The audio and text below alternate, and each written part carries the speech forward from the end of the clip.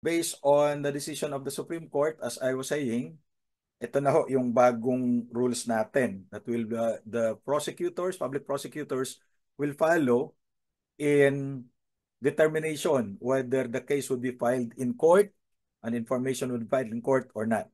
Okay? At syempre, ayan pa rin. Gusto nyong sumali sa relihiyon na yan, pwede naman. But don't worry, wala tayong pastoral. Okay, so this is the decision of the Supreme Court, no? That approving the draft rules. Actually, the rules were drafted by the DOJ, National Prosecution Service. And the Supreme Court has adopted that and in a decision. So ano ba yung determination of probable cause? Now, probable cause, the usual, is merely based on opinion. Okay? And reasonable belief. And so, it is enough that there exists such state of facts to entertain an honest or strong suspicion that the thing is so. Ibig sabihin, maliwanag yung sinasabi ng Korte Suprema na opinion lang ang probable cause. Opinion nino ng public prosecutor that there exists a crime and that the person charged may have committed it. Diba? So yun yung probable cause noon eh. Now, during preliminary investigation, we are talking of probable cause. The prosecutor determines the existence of probable cause in order to file an information in court. And I think you know that when you studied your criminal procedure, di ba? Preliminary investigation, anong ginagawa ng public prosecutor? Just to determine whether there is sufficient ground to file an information, therefore leading to trial. Kasi baka guilty itong akusado. So that's the duty of the prosecutor. Now, there are two kinds of determination in ang probable cause. Guilty yung akusado, hindi yung prosecutor. Okay, let me correct that. Now, what are this? Number one, yung executive at saka judicial. Now, in the executive determination of probable cause, that is for the purpose of determining whether the information would be filed in court. Okay? Kasi kung walang makitang probable cause yung prosecutor, an information will not be filed. Why? Sayang yung oras ng korte. Diba? Now, the moment the information is filed in court, there's another kind of determination of probable cause which is judicial. As in the case of Arroyo versus Sandigan Bayan. So what is this? This is for the purpose of determining whether the judge would issue a warrant of arrest or not. So this is a function of the judiciary. Judicial, kasi yung korte na ang gumagawa nito, no? Ang mag-determine. Now, there were lawyers in the past na pag na-file yung information sa korte, nagpa-file pa siya ng motion for judicial determination of probable cause. And if you read this case of Arroyo versus Sandigan Bayan, sabi ng Korte Suprema, that's a surplusage. Hindi na kailangan yon. Because what do you think? The judge will not determine the existence of probable cause before issuing a warrant of arrest? Yeah, but that's a constitutional duty. That the judge should determine personally the existence of probable cause prior to the issuance of the warrant. Okay? Ayan. So that was before. Although, yung judicial determination of probable cause, hindi nagalaw ito. It's still there. Because before the judge issues a warrant, he or she must determine the existence of probable cause for the issuance of the warrant. Okay? Ang nabago, yung determination of probable cause, which is executive in nature. Bakit? Hindi na probable cause ang hahanapin ng public prosecutor. So ano ang hahanapin ng public prosecutor? It is, later on, will determine that there should be prima facie evidence with reasonable certainty for conviction. Okay? So ito yung decision ng Korte Suprema that was issued May 30, 2024. approving the draft of the DOJ regarding preliminary investigation and inquest proceeding rules. And that was written by Justice Alameda in an in-bank resolution. No? So for this reason, the court recognizes the authority of the DOJ. Kasi executive nga yung determination of probable cause that was already ruled upon by the Supreme Court. So kaya, nung naggawa ng bagong rules ang DOJ, sabi ng Korte Suprema, i-adapt natin ito. Ayan na ngayon yun. Department Circular Number 015, July 16, 2024. Of course, it needed publication, so it took effect according to the records on July 31, 2024. So yung Rule 112 ng Rules on Criminal Procedure is now a thing of the past. It is repealed. Okay? And no less than the President led the signing ceremony, no, nung rules na ito. That was on July 10, 2024. Okay? So what is the scope?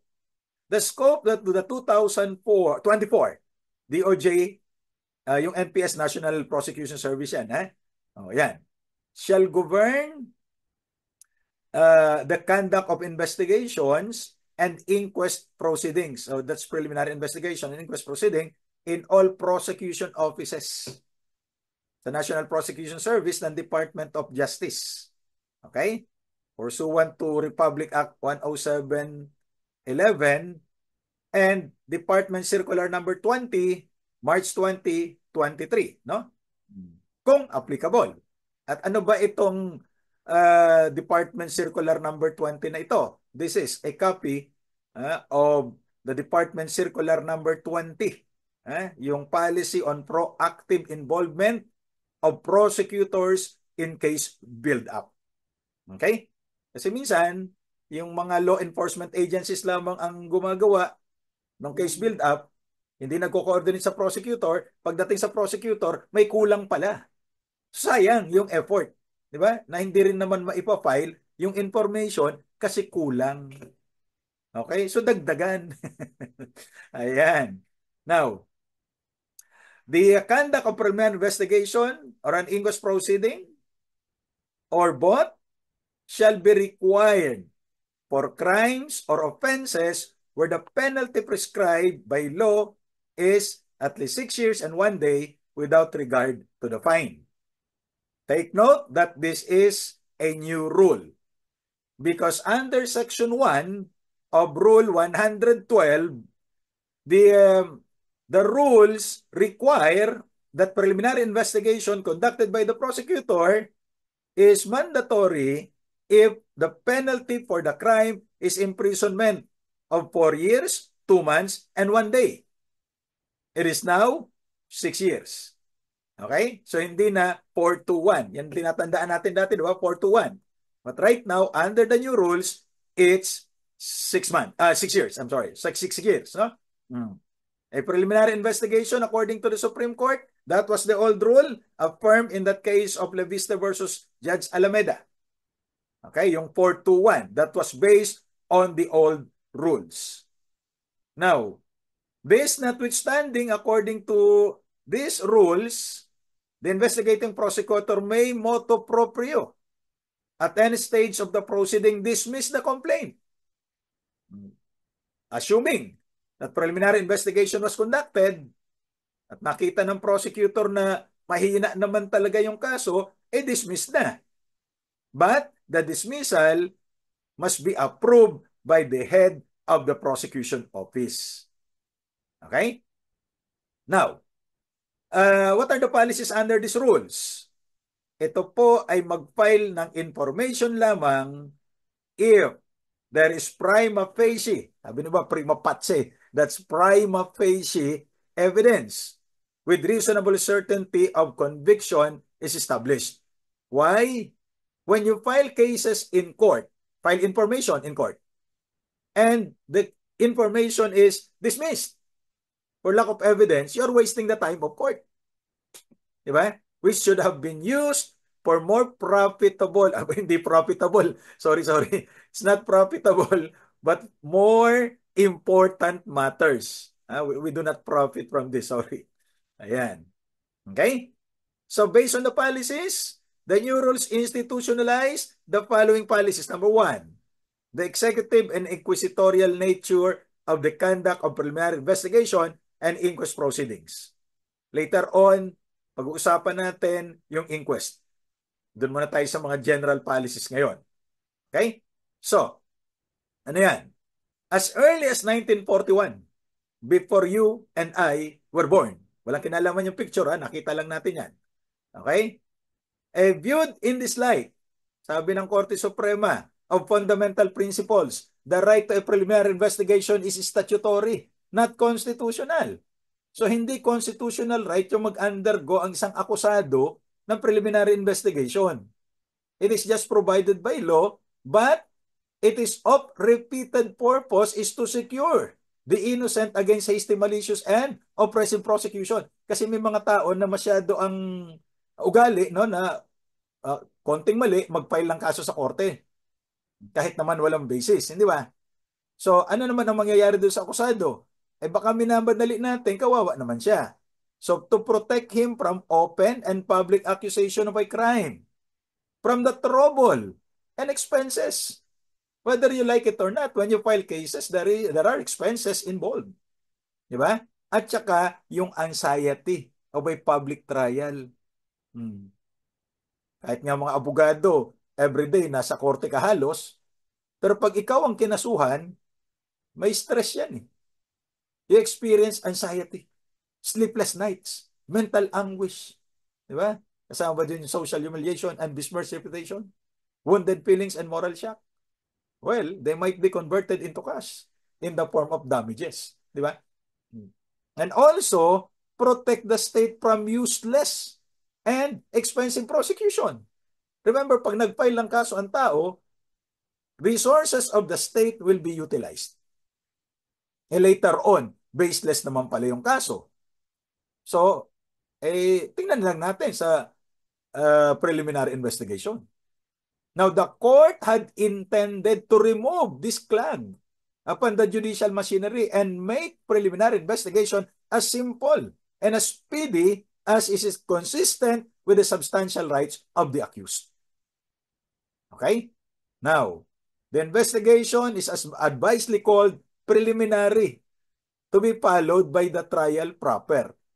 Pag preliminary, hindi pa yan yung trial proper, hindi ba? Now, the investigating judge or prosecuting officer acts upon probable cause. So magmula pa noong 1940s, probable cause na tayo. That's why napakababa ng quantum of evidence required para ma-file ang kaso sa korte. That's probable cause, not upon proof beyond reasonable doubt. And that's the reason why maraming kaso ang nadi-dismiss kasi nga probable cause lang. The occasion is not for the full exhaustive display of the party's evidence. It is for the presentation of such evidence only as may engender well-grounded belief that an offense has been committed and that the accused is probably guilty. But take note of the wordings, probably guilty. When all this is fulfilled, the accused will not be permitted to cast doubt to cast about for fancied reasons to delay the proceedings. The time to ask for more is during the trial. Kaya, as I said, napakababa ng quantum of proof na ito. Probable ko, sabi nga ng korte, it's based on opinion. Kaninong opinion? Opinion ni piskal na baka may crime at baka yung akusado, baka siya ang gumawa. O di file na natin. But right now, that is changed. Okay? So second policy, the proactive role of prosecutors in the investigation of crimes. Because eventually, it is the public prosecutor who will determine the existence of the evidence that is sufficient to stand trial. Kasi kapag kay mga law enforcement agency, kaya nga it is always my belief na dapat yung mga nasa law enforcement service, the law enforcers, must be well versed in terms of criminal law and constitutional law. Kasi sila ang magpapatupad ng batas, di ba? O kaya saludo tayo at shout out doon sa mga pulis na nag-aaral ng batas. Di ba? At yung mga sundalo na nag-aaral ng batas. Kasi they have that desire to know the law that they are enforcing. You cannot enforce something na hindi ka masyadong pamilyar, di ba? Magkakamali at magkakamali ka eh. Yung nga nag-aral ng batas, nagkakamali pa minsan, how much more yung di talaga nag-aral ng batas. Okay? Yan. And then the adoption of procedures for e-filing. O, pwede na ngayon. We have to take advantage of the technology. You have in your screens yung bagong labas na rules ng Supreme Court for e-filing of pleadings in civil cases. Okay? So, in these rules, pinapayagan na yung e-filing. Ang problema naman natin dyan, yung internet provider, di ba? Time and again, we've been confronted with problems with internet connection. Kasi as I always say, yung mga internet provider sa Pilipinas, para mga jowa nyo lang. Madalas nagloloko at madalas unstable. Di ba? Ilang ulit na tayo na biktima niyan. Pero yung mga internet providers, ang bibilis pag nangolekta ng bill. Di ba? Yung bill mo, 31 pa ang due. Sisingiling ka ng 25 or 26. Sana ganun din kabilis ang serbisyo nyo. Di ba? Okay. So ngayon, ang Supreme Court inaprubahan yung e-filing guidelines. So that's another story. We'll reserve that for another discussion and probably in your civil procedure classes. No? So puntahan na natin yung inaantay nyo. Yung quantum of evidence required. You have in Section 5 of the rules, the quantum of evidence for preliminary investigation and inquest proceeding is prima facie. Ano ba yan? On its face, unang tingin mo pa lang, may ebidensya. Di ba? Kung ikaw ay eksperyensyadong prosecutor, sa tingin mo pa lang, alam mo kung merong ebidensya o wala eh. Di ba? Parang mga jowa nyo yan eh. Isang tingin mo pa lang, alam mo kaagad kung nagsisinungaling o hindi eh. Kaso kung ano tawag ng iba, pathological liar, ay patay tayo dyan. Di ba? At ang pinakamahirap na sinungaling, yung naniniwala na totoo yung sinasabi niya. Di ba? Yung mga taong ganun eh. Alam niya nagsisinungaling siya, pero may honest belief siya na totoo yung sinasabi niya. Yan ito yung tinatawag na pathological liar. Ano? I don't know. Okay. So, prima facie evidence, hindi pa sapat yun. With reasonable certainty of conviction. Kung meron niyang ebidensya pero tingin mo hindi naman ito tatayo sa korte, pag krinos examine yung testigo mo, bibigay, hindi naman kayang patunayan, why file a case? Why waste the time of the court? Okay? So ano ba ito? Dinefine naman. This quantum exists when a prima facie case is established by the evidence at hand. So sino ang magbibigay ng ebidensya? Aba, yung complainant. Trabaho mo yan. Ikaw yung nag-complain eh. Okay? Then, including but not limited to testimonial evidence. May testigo ka ba?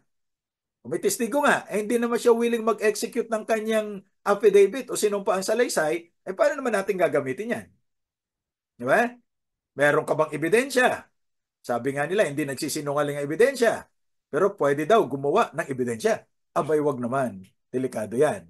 Makakasuhan kayo dyan ng perjury. Ano? And such evidence on its own and if left uncontroverted, ibig sabihin, hindi na pa sinungalingan, aba is sufficient to establish all the elements of the crime or offense charged. For example, estafa. Ang importante kasi yan, kung magpa-file kayo ng kaso, you look at the elements of the crime. Kasi pag nawala yung elemento, tandaan natin, conviction must be based on ano tawag yan? Hindi lang probable cause, kundi proof beyond reasonable doubt. Di ba? Because, why do we need that quantum of proof? Because we all know that under Article 3, Section 14 of the Constitution, your Bill of Rights, there is that presumption of innocence. Di ba? In order to overcome the presumption, conviction must be based on proof beyond reasonable doubt. Of course, the law says it's not absolute certainty. Diba? It is moral certainty that the accused has committed all the elements of the crime as charged. Otherwise, yung equipoise doctrine that will call for the dismissal of the case. Okay? So, the quantum of evidence is met when the prosecutor is convinced that the entirety of evidence presented by the parties is, number one, admissible. Kasi baka naman may ebidensya ka pero hindi naman admissible. So you should be well-versed with the rules on evidence, di ba? Credible. O ano bang kabaliktaran ng credible? Incredible. O sige nga. Ayan. Kung yung ba namang lindol na papa-stop mo, aba ay credible ba yon? Yung bagyo na papa-stop mo, aba ay superhero yan. At ang importante, capable of being preserved and presented to establish all the elements of the crime or offense, as well as the identity of the person or persons responsible therefore. Of course, we have to take a look at some other circumstances kasi minsan kakasuhan mo yung tao, hindi mo alam yung pangalan, di ba? Hindi naman kasi lahat ng crime kilala mo yung taong may kagagawan eh. O yung paboritong crime sa law school. Alam kong alam nyo, di ba? Rape ang paboritong crime dyan as a general rule. O, rape by a stranger. Pagkatapos nung crime, sabihin ba nung biktima, "Hoy mama, sandali lang ha. Ano ba pangalan mo?" O kasi kakasuhan kita. Hindi yun ang tunay na buhay eh. So kaya, ito, ipafile mo yung kaso against John Doe. So kaya meron kang mga cartographic sketches, di ba? At ang gagaling ng mga cartographic sketchers natin, pare-pareho mukha. Hindi naman, hindi naman. Isa lang kasing gumawang artist eh. Yun. So kaya the usual suspect. Now, reasonable certainty of conviction also includes a summary evaluation of the evidence presented by the respondent. Kasi kapag ka nag-akusahan isang tao, yung inaakusahan mo, may karapatan to due process para sagutin din naman. So mag-file siya ng counter affidavit. Itong dalawang ito, the complaint affidavit and the counter affidavit, must be weighed, titimbangin ni piskal. Di ba? Para masabi niya kung may ebidensya o wala. Okay? Now, all prosecutors, including prosecution attorneys under Republic Act 10,071 and other officers as may be allowed by law are authorized to conduct preliminary investigation and inquest proceedings. You might be wondering what is this Republic Act 10,071 is all about. O, wag nang mag-alala. Ito yan. An act strengthening and rationalizing the National Prosecution Service. O, pati yata mga benefits naririyan. Ano? Kaya maraming gusto maging piskal. O pag naging abogado na kayo, 5 years lamang na experience, you can apply as a public prosecutor. Kapareho nyo na ng sweldo yata yung yung MTC judge. Pagka-prosecutor ka, ano? O yun. At saka, may ano yan, may career path yan, ha? At iba ang retirement nila. O. At yung sweldo ng iba dyan, kapareho na ng sweldo ng Justice ng Court of Appeals. Depende kung ano ng rango mo. Okay? That's brought about by Republic Act 10,071 in 2010. Okay? Now, the state prosecutors or prosecutors assigned to the Office of the Secretary of Justice, prosecution staff, shall have jurisdiction over all crimes involving national security. All criminal cases for which the task force has been created. Di ba, minsan nag-create ng task force ang presidente. So yan, mga national prosecutors yan. And then, all criminal cases in which the venues were transferred to avoid a miscarriage of justice. So kung tama ang pagkakatanda ko, may isang kinasuhan na dapat sa Tarlac, pero dahil nga ito ay pinapaliwanag doon sa Republic Act 11660, ay ililipat natin doon sa nearest judicial region. At ang sabi ng isang senador, ang pinakamalapit daw na judicial region sa Tarlac ay Pangasinan. Pero dahil may isa pang mayor doon sa Pangasinan na involved, inilipat sa iba pang mas malapit. Kaya napunta ng Valenzuela, yung kaso ni Aling Alice. Okay? Alam niyo naman kasi ang English ng Alice, di ba? Go. So Alice, go. Kaya talagang hindi niyo minsan matatagpuan yan. Anyway, now, the city, provincial, or regional prosecutor shall have their assistance shall have jurisdiction over crimes or offenses and violation of ordinances cognizable by the proper courts in the respective territorial jurisdiction. So para maliwanag yung delineation. Yung bawat city, province, merong mga prosecution offices. Okay? For the crimes committed in their jurisdiction. So puntahan natin yung conduct ng preliminary investigation. The preliminary investigation is a summary proceeding. Okay? To do what? To determine whether a person would be indicted in court after ascertaining based on the evidence provided.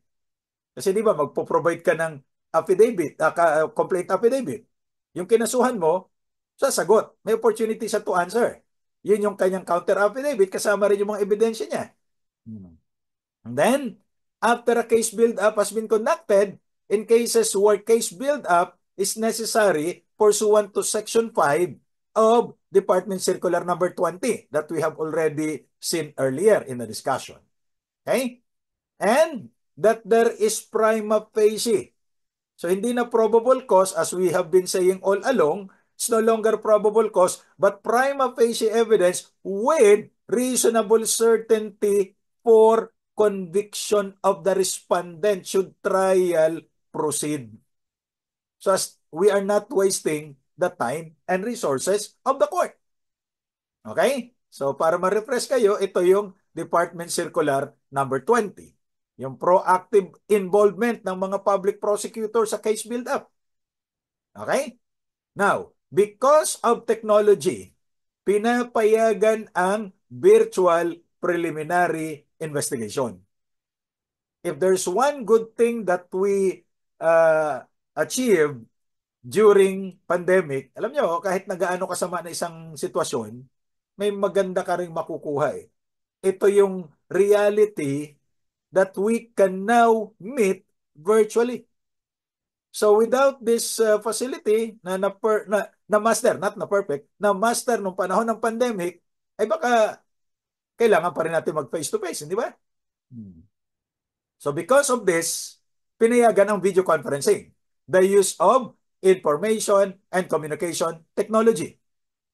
So pwede na yung virtual preliminary investigation, but of course, there are still rules that we need to follow. This is also pursuant to an earlier issuance by the Supreme Court, the conduct of video conferencing for court hearings. So, pinapayagan na ang paggamit ng technology. Of course, you can refer to this circular issued by the Supreme Court in 2020 that took effect in 2021. So, yung mga na-lecture natin sa MCLE and different chapters and providers, I am lecturing on this topic, no? Kaya lang, hindi pa yata na-i-convert into video, pero may lecture tayo dyan. If we have time, we'll also do a lecture on that. Okay? So, pwede na kasi mag-hearing virtually. As early as 2021, pinapayagan yan because of the pandemic. O kaya, itong mga prosecutors, pinapayagan din na mag-conduct ng virtual preliminary investigation. Kahit na inquest proceedings, pwede rin virtual as what we will see in the rules later on. So the parties to the preliminary investigation are, number one, the complainant. Number two, the respondent. Walang kinalaman yung picture, ha? Hindi naman atin alam kung sino nagko-complain dyan sa dalawa. Basta ang alam ko, dati silang magkaibigan. Okay? Friend pa ba sila ngayon? IFO na sila. Friendship over.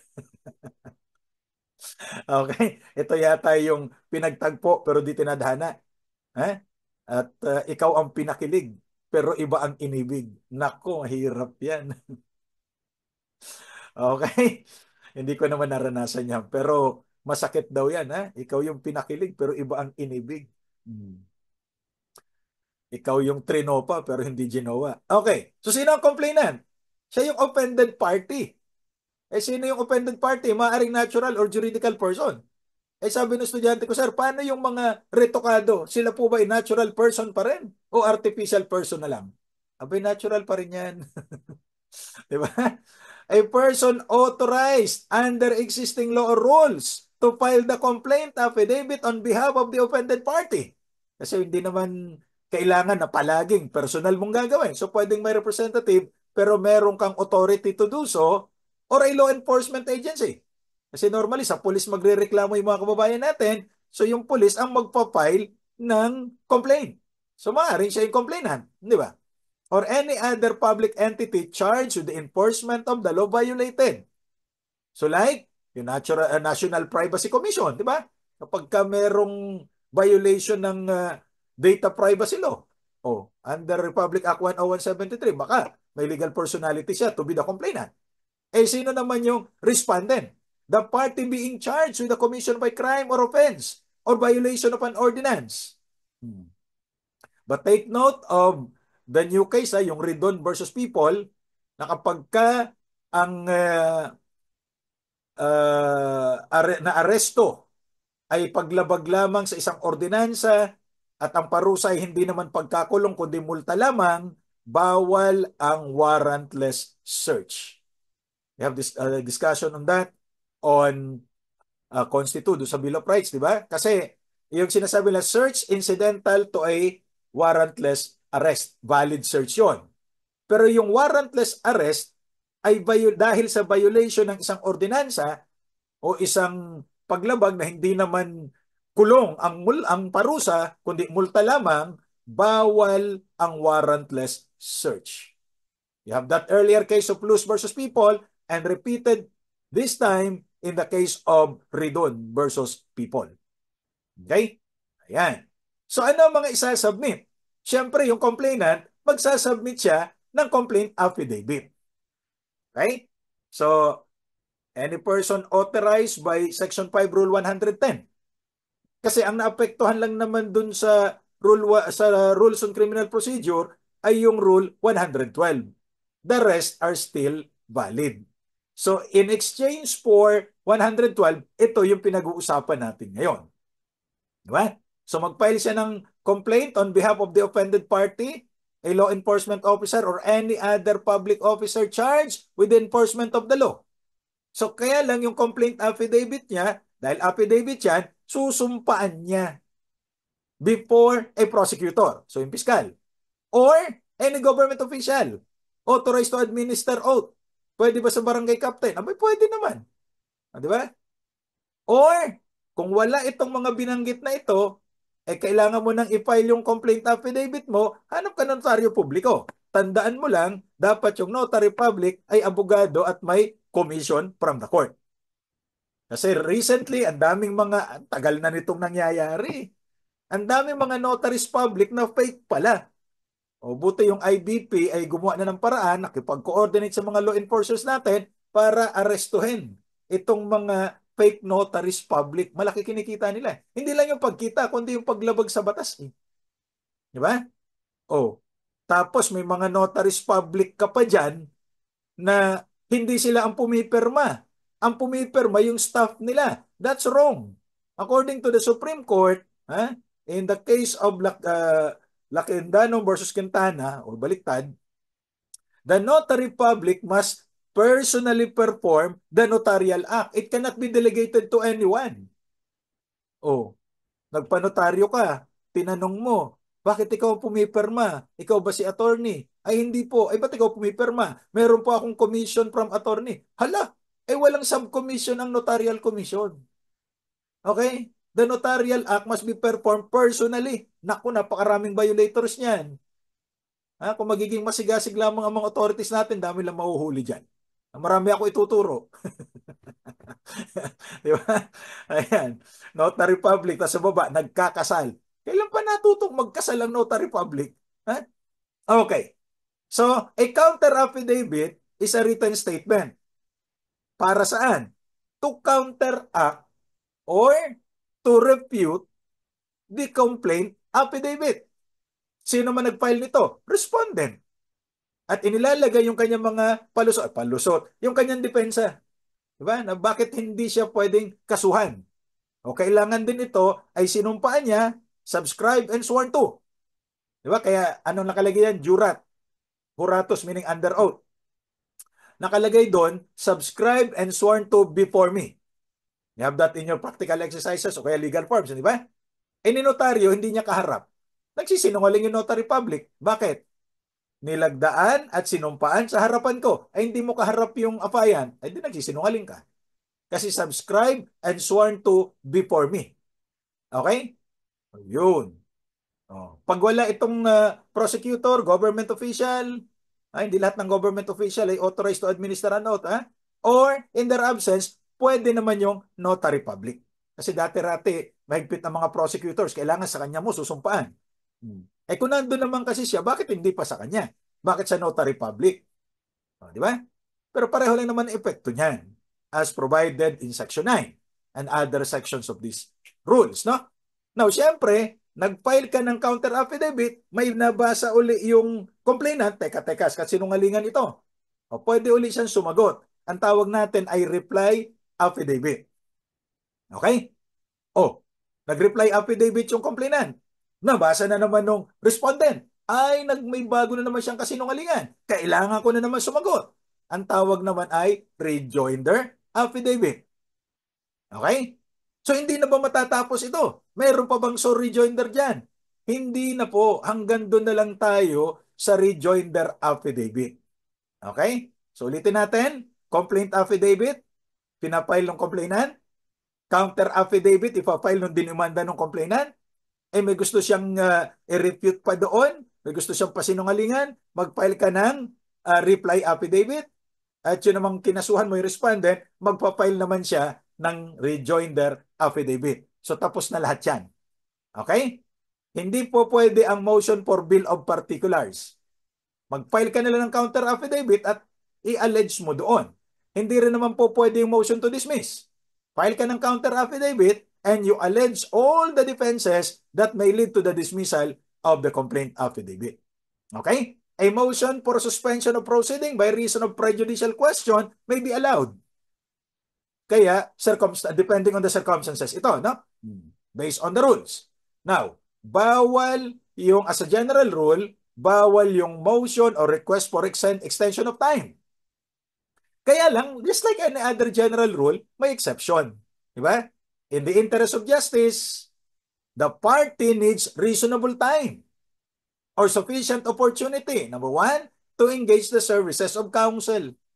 Kasi alam nyo, the right to a lawyer to be represented by counsel is a constitutional right. So, kung sinabi kay Piskal, natanggap ko po yung complaint affidavit at yung sumpina nyo, pero hindi ko masagot kasi wala akong abogado eh. O, pagbibigyan yan. Okay? O kaya, napakakapal naman no sinubmit ng mga dokumento. O puro naman pala photocopy ito na hindi mo na nga halos mabasa. Ay baka po pwedeng magkaroon tayo ng extension of time. And undertake studies or research. Diba? Katulad nito, hindi ko talaga maintindihan. O kayo nga, intindihin nyo nga ang sinabing ito. O hindi galing sa akin yan, galing sa Google yan. Ha? O, naintindihan nyo ba? Siguro mag-file tayo ng extension of time para i-decipher natin yung sinabi nito. Okay? Tapos Pilipino yan, ha?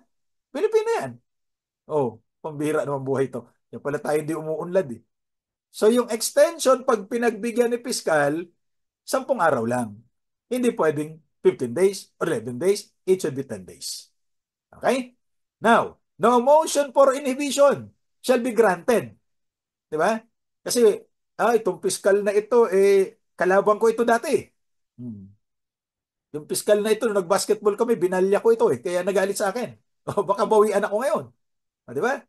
Ayan. So, pwede mong ipa-inhibit si Piskal if the prosecutor or his or her spouse or child is interested as heir, legatee, creditor, or otherwise connected siya doon sa mga parties. So, katulad din ito ng inhibition ng mga judges under the Code of Judicial Conduct. Kapag kayong public prosecutor na magkakandak ng preliminary investigation or inquest proceedings ay related by consanguinity, blood relationship, affinity, by reason of marriage, doon sa mga parties, yan, mag-i-inhibit siya kung up to 6th degree, civil degree of consanguinity or affinity.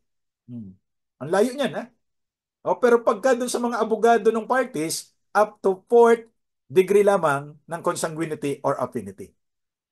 Okay? That is also the same rule under the Code of Judicial Conduct for the inhibition of judges. Okay? So, The prosecutor has been named executor, administrator, guardian, trustee, or counsel of any of the parties. Kasi meron siyang interest eh. Di ba? Yun. Now, however, a prosecutor may in the exercise of his discretion, siya na mismo, hindi siya pinapa-inhibit. Mag-inhibit na siya for other just or valid reason, pero yung kanyang inhibition must be approved by the head of the prosecution office. So sa probinsya yan, ito yung provincial prosecutor. Pag city, yung city prosecutor. Hindi ba? Affidavits of desistance may be allowed. Kasi minsan, alam nyo, may mga piskal tayong na-experience na pagka nagdemandahan at sa tingin nila nakalusot lang sa barangay eh. O na dapat doon na sa barangay or kung hindi naman within the jurisdiction ng barangay nakarating kay piskal, sabi ni piskal, baka naman pwede nating pag-usapan ito. Kasi alam nyo, later on, pagka pumunta tayo sa litigation, magastos at saka matagal. Di ba? So baka naman pwede kayong magkasundo. O kaya naman, hindi pa nakarating kay piskal, napagkasunduan na. O, nadaan na sa maboboting usapan. Di ba? Ay di, mag-file na ng affidavit of desistance. Well, as a general rule, the laws frown upon this desistance. Di ba? However, kung sa tingin naman natin ay pwede, under the law and the rules, wala nilalabag, ay papayagan naman yan. Okay? Now, let us take a look at the procedure pa rin. The preliminary investigation is initiated by filing of original complaint affidavit. So may original ka plus 2 duplicate copies. Noong unang panahon, may carbon paper yan, ano? Pero ngayon, hindi na uso yung carbon paper kasi hindi na makinili ang ginagamit, i-photocopy mo. Basta clear dapat yan, ha? Oh. Tapos, ipapile mo yan sa prosecutor. Kung yung respondents mo ay 7, so may 3 ka, isang original, 2 duplicate, may 7 ka pang ipapile. Kasi bawat respondent may kopya. Kasi kailangan niya rin dumipensa eh. Part of due process yan. Di ba? Now, each complaint affidavit shall be accompanied by a duly accomplished National Prosecution Service, IDF. Hindi ito Israeli Defense Force. Yan ay investigation data form.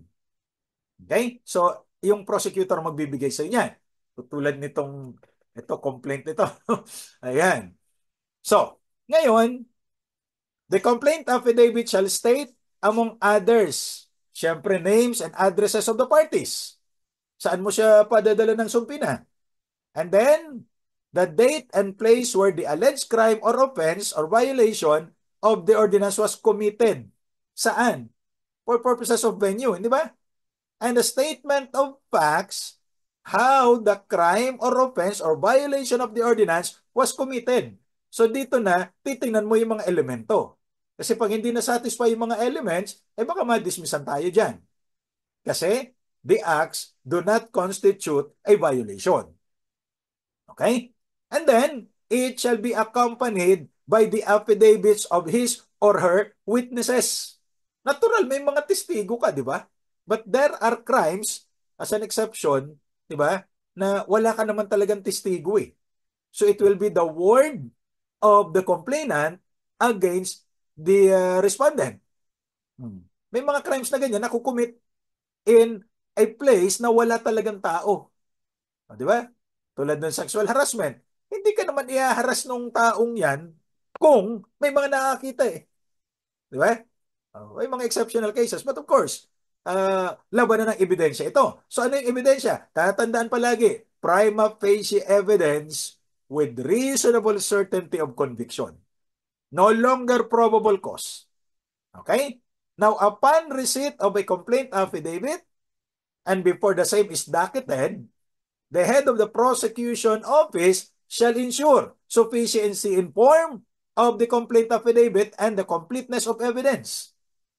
Kasi may mga tao na yung iba talaga sigurong hindi informed o yung iba naman nagtitipid ay kumonsulta sa abogado kaya hindi tinanggap ng public attorney's office, sila na ang gumagawa mismo ng complaint affidavit. O dadaling kay piskal. Pag diningin ni piskal, hindi ganito ang complaint affidavit, letter lang ito eh. Natural, titingnan niya yan. So may ebidensya ka ba? Di ba? O, i-require natin yung complainant. O kaya yung mga, sino ba ang referring law enforcement agency? Yung police, yung NBI for example, o any government agency na authorized mag-file ng complaint, of course, may mga abogado na yan. Pero yung mga individuals na walang abogado, it is useful and advantageous on your part to consult a lawyer. Huwag kang matakot sa abogado. Kaya lang yung iba kasi natatakot dahil mahal daw ang bayad sa abogado ay talaga namang mahal. Meron naman ho tayong public attorney's office na handang tumulong sa mga nangangailangan. Okay? Ayan. So once the head of the prosecution office determines that the complaint affidavit is sufficient and form and the evidence is complete, the same shall be docketed. So lalagyan na ito ng docket number. Okay? Now, when the respondent is a CICL, child in conflict with the law, the preliminary investigation shall be conducted pursuant to Republic Act 9344 as amended. Ano yan? Yung Juvenile Justice and Welfare Act. Okay? Kasi alam naman natin pare-pareho na pagka 15 years old and below, ang akusado, there is no criminal liability. But it does not mean that there is no civil liability. Diba? Kasi every person criminally liable is civilly liable.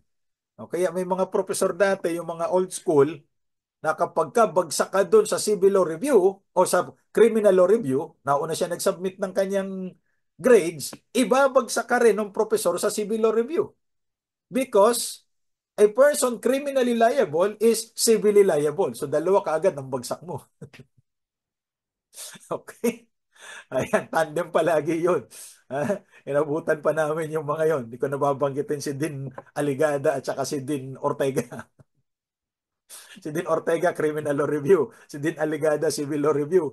Oh, yung isa din ng UST, si Din Aligada. Tapos si Din Ortega sa UE. Ayan, yun yung mga naabutan naming lecturers, no? Okay. So within 5 days from the receipt of the entire records by the investigating prosecutor, he or she shall either recommend the dismissal. Kung wala namang ebidensya, recommend natin yung dismissal. Kaya lang, aaprubahan ito ng head of the prosecution office. Okay? Or, kung meron palang ebidensya, isubpina mo yung mga parties. Okay? Including the complainant, kasi paano malalaman ng complainant kung kailan yung preliminary investigation? Okay? Now, the subpoena shall set the date, time, and place. Para alam nila kung saan pupunta for the preliminary investigation hearing. Kailan ito? Not exceeding 30 days from the investigating prosecutor's receipt of the entire case record. Kung sa tingin ng public prosecutor, walang ebidensya, dismiss yan. Of course, i-inform niya yung nag-file na wala namang ebidensya. Okay? Now, the subpoena to the respondent shall include the complaint affidavit and its attachments. Kasi in the past, may mga pagkakataon na hindi sinasama yung mga attachments. So pupunta ka sa preliminary investigation, wala kang dala kahit ano. Kasi natanggap mo lang subpoena eh.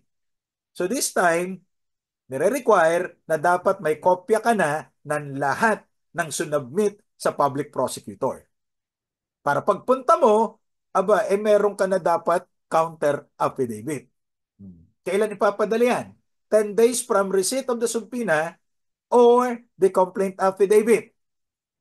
Makapag-file ka ng iyong counter affidavit within 10 days kasi 10 days is schedule yung preliminary investigation. Kaya lang for voluminous records, the prosecutor shall set a separate date for the respondent to pick up the entire case record. So medyo matatagalan ito. Kasi hindi kayang ipadala dahil ang kapal ng ebidensya, siya magastos yan. So punta ka na lang doon sa prosecution office. Okay, para kumuha ka ng kopya. Now, when there are pieces of object evidence, like yung, yung murder weapon, for example, the respondent shall be given opportunity to examine the same. Of course, hindi niya iuwi yun, baka itapon niya eh. At picturean niya para ma-counteract niya. Okay? Now, during the preliminary investigation hearing, the respondent shall file his or her counter affidavit. So kaya 10 days, di ba? Yun din ang pag-file eh. So dito na kung wala ka pang abogado, pupunta ka doon. Siguro earlier than 10 days, sabihin mo sa prosecutor, wala po akong abogado, pwede magpa-extend. O kaya during that date na nakaset, kasi minsan, hindi ka naman ma-entertain kung hindi ka naka-schedule. Kasi alam nyo, sa dami ng trabaho ng mga public prosecutors natin, by schedule yan. Kaya huwag kayong magtatampo kung hindi kayo ma-entertain, kung hindi kayo naka-schedule. Kasi may schedule yan. Okay? Now, so kung may dala na siyang counter affidavit, hindi na kailangan pumunta ng notary public, doon ka na lang sumumpa kay public prosecutor. Okay? Pwede naman yan. Now, the respondent or his or her authorized representative, baka kasi nasa abroad, ay mag-file ng counter affidavit. Okay? Original plus 2 duplicate copies. Ganun din. Ipafile niya sa prosecution office. Ngayon, 2 o 3 yung complainants. Bibigyan niya na tagi-isang kopya yon. So, ganun din yung rule natin kapag ka nag-file ng complaint affidavit. Ayan.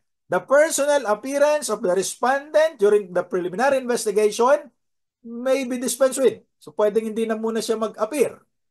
Provided yung kanyang counter affidavit ay sinumpaan niya na para iba na ang mag-file. Normally, yung mga may pambayad sa abogado, yung abogado nila nag-a-appear, dala-dala na yung counter affidavit na sinumpaan na sa ibang piskal o kaya sa notary public. Kung hindi mo pa nasumpaan yan, natural, mag-a-appear ka talaga kasi doon mo susumpaan kay piskal. Okay? Now, a motion to dismiss in lieu of counter affidavit shall not be allowed, except when it is verified by the respondent and contains his or her defenses. So kaya huwag niyong lalagyan ng caption na motion to dismiss. Ang ilalagay na caption, counter affidavit at state all the reasons for the dismissal of the case. Kasi normally, hindi pinapayagan ang motion to dismiss. Pero nakalagay motion to dismiss, nandun yung mga depensa niya. Sinumpaan naman.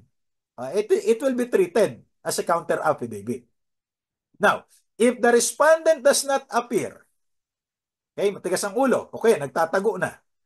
The investigating prosecutor shall require proof from the complainant that the respondent's address in the complaint affidavit or in the National Prosecution Service investigation data form is the respondent's last known address. Lumipat na pala. Pakita natin na yun talaga yung address niya nung ginawa niya yung crime or bagong lipat siya. Now, if despite receipt of the subpoena, doon sa last known address, the respondent fails to appear or file his or her counter affidavit without any justifiable reason, the investigating prosecutor may consider the case submitted for resolution. Delikado yan. Kasi hindi mapapakinggan ng public prosecutor yung depensa ng respondent. Lugi dyan ang respondent. Provided, kompleto naman yung ebidensya ng complainant. Okay? Now, the investigating prosecutor, after receiving the counter affidavit and after ensuring that the complainant has been furnished a copy thereof, may consider the case submitted for resolution. Okay? Now, natanggap niya yung complaint affidavit, natanggap niya yung counter affidavit, well, pwedeng isubmit for resolution na. Or, sasabihin nung complainant, ay magpa-file pa ako ng reply affidavit. So, pwedeng payagan hanggang doon sa rejoinder affidavit. Now, if there is a need for physical or virtual clarificatory hearings, gagawin ito within 10 calendar days from receipt. So, kailangan present dito yung complainant at yung respondent. Mandatory yan. Okay? Now, during the clarificatory hearing, the investigating prosecutor may perform any or all of the following. Ano ang pwede niyang gawin sa clarificatory hearing? Number 1, ask clarificatory question. Obviously. Kaya nga clarificatory hearing. Diba? Pangalawa, have the case submitted for resolution. Teka, bakit pa nag-clarificatory hearing? Isasubmit na pala for resolution. Yan ang sabi ng rules . O kaya, mag-file kayo ng reply affidavit or rejoinder affidavit, as what we have already discussed much earlier. Okay? Now, the prosecutor may require the filing of reply affidavit if the counter affidavit contains new issues of facts na hindi nakalagay doon sa kanyang complaint affidavit, ha? At ito ay material and substantial in nature. The respondent also will be given the opportunity to answer that. Kaya ang tawag natin, rejoinder affidavit. Okay? Bakit affidavit? Kasi under oath eh.